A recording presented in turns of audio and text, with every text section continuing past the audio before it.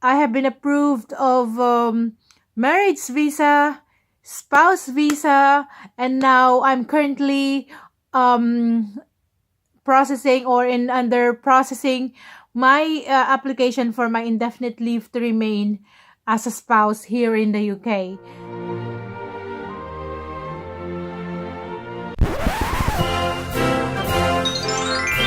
Hi guys! Hello! Hi! Good morning everybody! How are you doing today? Welcome back to my channel, Quintas, and it's a very lovely Saturday morning here in the UK. It's cold but it's sunny. So, kung bago ka or if you're new to my channel, welcome! Thank you for watching. And the big question is, how do I apply for a UK tourist visa? And how do I make sure that my application will get approved? So, before I continue, please drop me a like. Don't forget to give your comments after watching this video. And subscribe to my channel. So, also, please make sure that you click the bell button so you will get notified when I get new uploads. And by the way guys, just a disclaimer, I'm not from the immigration office. I'm not an expert as well. All the information that I'm going to share you are based on my personal experience, you know,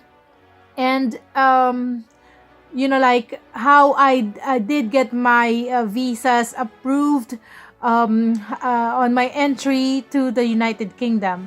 I have been approved of 3 visit or general visitor visa.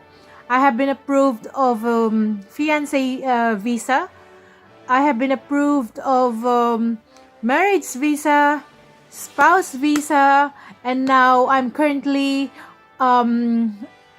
processing or under processing my application for my indefinite leave to remain as a spouse here in the UK since we returned in 2016.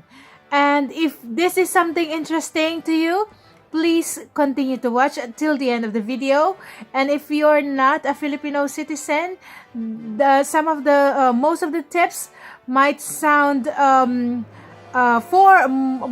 mostly for Filipino people. However, there would be some tips as well that might be helpful to you. So please continue watching. Okay.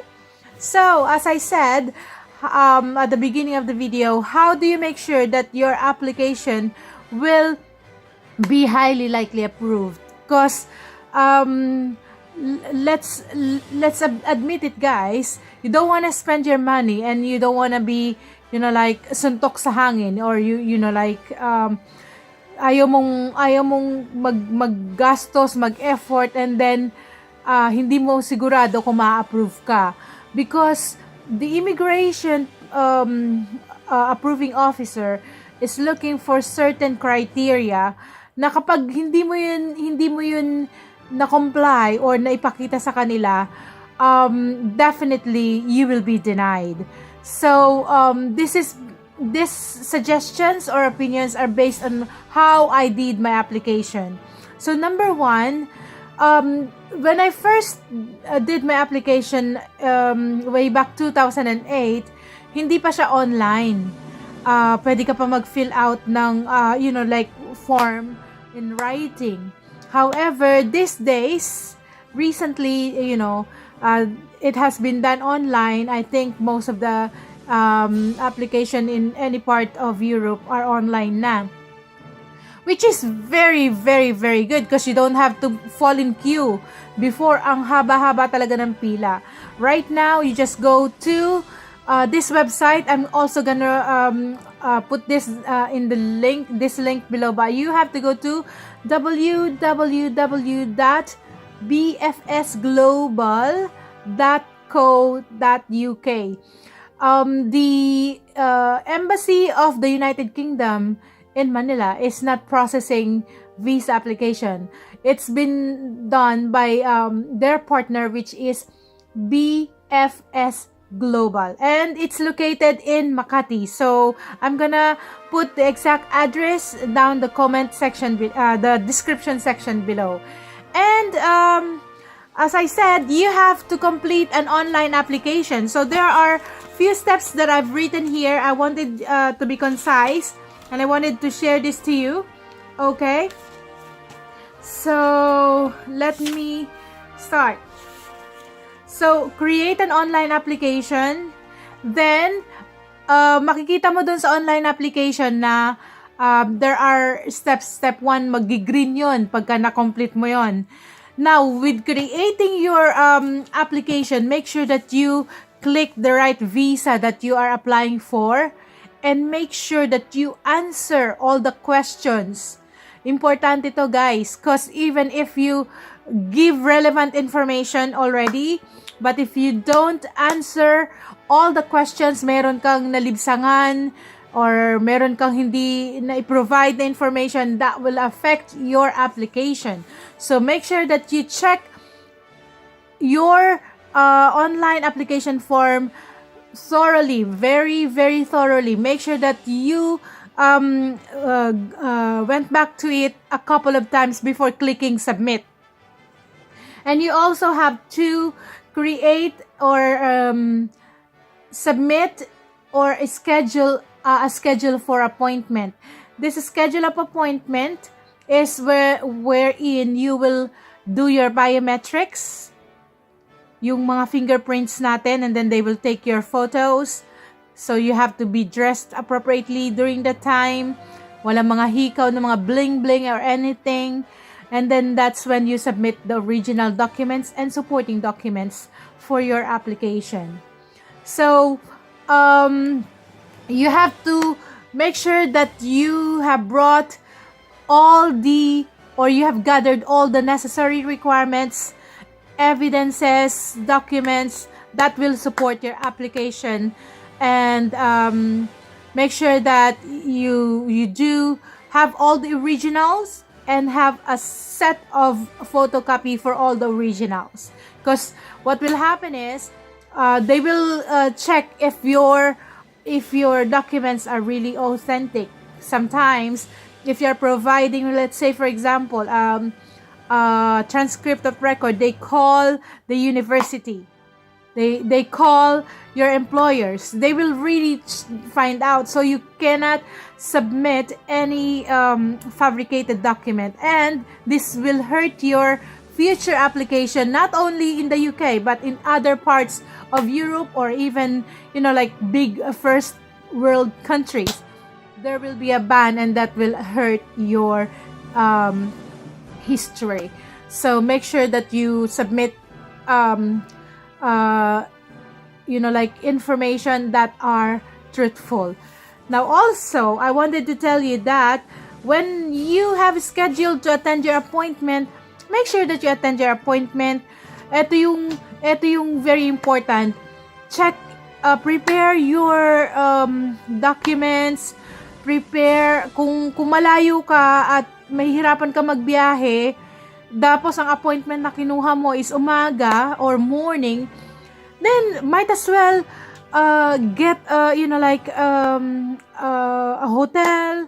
May mga murang hotel naman malapit sa Makati. So just to save you from traveling, cause if you didn't appear on your appointment, sayang naman, di ba? And make sure that you have paid the application fee. I have checked right now, it's $127. So roughly about 6,000 pesos. And then print your application form, yung duly filled out application form, ipiprint mo yan, and then isi-xerox mo yan, kung ilang pages yan, ipiprint mo rin yung checklist. There will be a checklist na what documents or whatever that you have to bring. Check mo lang yan, and then print mo rin yung copy of your proof of payment. Okay? So once na you're already done with that, at least you're already halfway through with your application. Now, have your photos and biometrics taken. This is sa BFS Global Center gagawin. So, as I said, you have to go there before dun sa AXA. Pag ginagawa, medyo mahigpit doon. Hindi ka pwedeng magdala ng kahit ano. And you cannot bring anyone else with you. But now, dito sa BFS Global, they're very efficient. Wala pang 10 minutes. Tapos yung everything. If everything is complete, highly likely you'll be done in less than 10 minutes. Napaka-efficient nila doon sa BFS Global.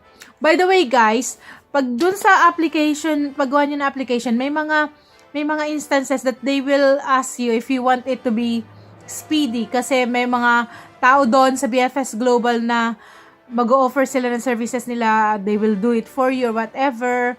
I never ask anyone to do my application for me. I always do it myself. Kasi at least alam ko yung information na ginagawa ko and I can go through it myself. Tapos, wala pa akong kailangan. You don't have to pay services. The BFS Global, they also offer these services. It's around 6,000 pesos. Well, if you are well off, why not? If you can afford. So, they will assist you. Now, going back to the UK Visas Immigration website, meron kayong makikita dito na mga blue links na yun, i-click mo doon. Halimbawa, check if you need a visa. Tapos, start now. So, pag kiniklik mo yon, sunod-sunod na yon. It will ask which country you're coming from. Let's say you click down, scroll down, Philippines, and then it will check what type of visa do you want. You will, if you are going for a visit, siyempre, tourist. And then, it will ask you if you have somebody with you, or if you're visiting a family, or if you're on your own. So, if you have a sponsor, click yes. If you don't have a sponsor, click no. So, prepare your application, guys. This is very crucial because you are spending money here, and you are trying to get to a first world country na nowadays is sobrang over the top ang mga immigration rules and regulation. But don't worry, cause if you do it properly, you have the high chances of getting your visa approved. I once coached my niece. It's her first time to go to Australia. I helped her with writing her letter. I checked all her documents, and she got her visa. So prepare your application. Normally, if you are intending to travel, let's say for example in April, you can lodge your application in January, at least 3 months before. Okay? Then you plan your travel date, and you prepare all the documents that you needed. When you're preparing your documents, makikita mo naman sa website, you can download. It will ask you if you want to download the guidelines, and you can download it. You just read through it and take your time. Huwag magmadali. It's very important to take your time in filling out application and going through the documents. This is very important, guys, kasi before, you can be invited for interviews if they have question marks in your application. I don't know right now. Everything is done online, and you just have to explain in your cover letter what is your intention. Why are you trying to visit the United Kingdom? I know for a fact that in America, they still do interviews. Probably they still do interviews in the UK if there is only some question mark. But mostly, all your details you should write in a cover letter. So this cover letter is very, very crucial. You have to write it in such a way that it will potentially answer all the potential questions of the immigration officer that will handle your application. Why are you traveling in the UK? How will you support yourself? Where are you gonna stay? Are you gonna be a threat to the public funds? This type of questions. So very important that you also show that you are genuine with your intentions to get entry clearance, because these people that will receive your applications, they are experts. They have not just been trained, they have been there they have been there to really scan. Kumbaga sinasala, they filter all the applications, and you don't want to gamble and play games with them. You have to be truthful, very important, and you have to provide stories that are not fabricated. If they feel that, if they can see in your letter, if those letters are genuine as well. So if you need if you are intending to travel and you want help to check if your cover letter is okay, I can definitely help you with that. Just email me at quintas68@gmail.com and I will look into that. What else? The documents. You have to make sure that your documents are sufficient. Let's say, for example, if you have a sponsor, like when I first traveled in the UK in 2008, my sponsor is the church that invited me because I came as a missionary. And they provided the building where I'm gonna stay. They provided their bank statements, and because that time I am working in the church, so I don't have that bank account for myself that will satisfy the requirement. My church provided me the bank account of our church. This is actually 6 months bank statements. The sponsor provided the letter of invitation. They provided me the proof of address where I'm gonna be staying. And then my church provided also my certificates. As reference, my pastor wrote a letter, and that's really important, because they will double check. They will really double check, guys. Now, on my second visit, it was already I'm already dating my husband, and that is a fiancé visa that I got.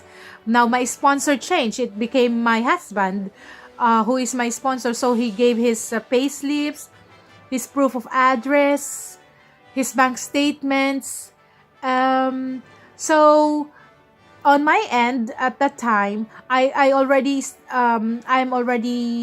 able to provide some documents coming from myself, because we already have dated mga pictures namin together, because I met him when I visited the church. He's a member of the church. I'm gonna tell you that in full details on a different video. But yeah, if you are traveling, make sure that you also have, these days they are very strict na. So make sure that you already have a bank account. Kung highly likely ang hinihingi nila, at least they will see around $2,000 or 1,500 pounds. Not one-time deposit, kasi very dodgy, and it will look like you just had that from someone. It's not your own money. So if you're planning to travel in, let's say, April, make sure that in 2018 you already have savings. Kung nagtatrabaho ka, make sure that your salary is not maxed out all the time, kasi they will see na you are just living on on that certain amount of money. If you can leave some amount every month, they will see that your bank account is active. That will be very, very helpful. Now, this part that I'm gonna discuss to you is going to be very, very important, which is your ties in the country that you're coming from. What do I mean by ties? Yung guys, they wanted to know whether you are returning. Kung ikaw ba ay uuwi, are you gonna come back? Or hindi ka ba mag-violate, hindi ka ba mag-overstay? So you have to show that you have this information also indicated to your letter and documents that will support it. For example, if you're a student, you have an enrollment, you have a letter from your registrar, something like that. You have fees that you paid for your school. If you are employed, mas maganda na employed ka. You have a indefinite leave letter. You have documents from your company saying that you have you are allowed to go at this specific time. And if, for example, wala kang sponsor, you have enough money to use for booking hotels, and you indicate in your letter, this is your plan, I'm gonna book this, this is how much I'm gonna spend for this is where I'm gonna go. Because when I first traveled, I stayed for 5 months, and I literally explained week by week what I'm gonna do. Because, like, for example, I came as a missionary. Why do I have to be there for 5 months or 6 months? So I have to literally create the topics that I'm gonna discuss, the activities that I'm gonna do with the young people. And praise the Lord, it's also combined with prayers that, it has been approved, and all my applications has been approved. And it's because as you continue to submit applications and all, you learn how to communicate with them. You learn what they are looking for. You learn what will satisfy the very, very high approving immigration officers are looking for. Anyway, they are stated in the website, but there are too much information in the website, I understand. So guys, don't forget that your passport is the main important thing in this application. Make sure that your passport has enough time, hindi mag-expired, not about to expired, and it has a blank page that they can stamp your visa. And also, if you have old passports, attach this as well. It would be to your advantage if you have travel histories already, kahit Asian country, Hong Kong, Singapore, and all sorts. And also, make sure that you have your birth certificates, all the necessary requirements. And also, guys, there are so many restrictions on what you cannot do as a visitor in the UK. I'm gonna discuss that in my future video as well. Guys, there you go. I'm gonna discuss in my future videos what happened if you got refused. What will you do if you get to the airport and you're being bombarded by questions? How to apply for a fiancé visa, how to apply for a student visa, how to apply for a marriage visa, how to apply for a spouse visa, and so on. So guys, thank you so much for watching this video. I hope that you find this really helpful. If there are questions that you have in mind that I was not able to discuss, just drop me a comment. I'm gonna get back to you. And I have provided all the links that are important, so please check out on those links. And I hope that when you get to plan to travel in the UK, please let me know so I can meet up with you as well. You take care, guys. Love you so much.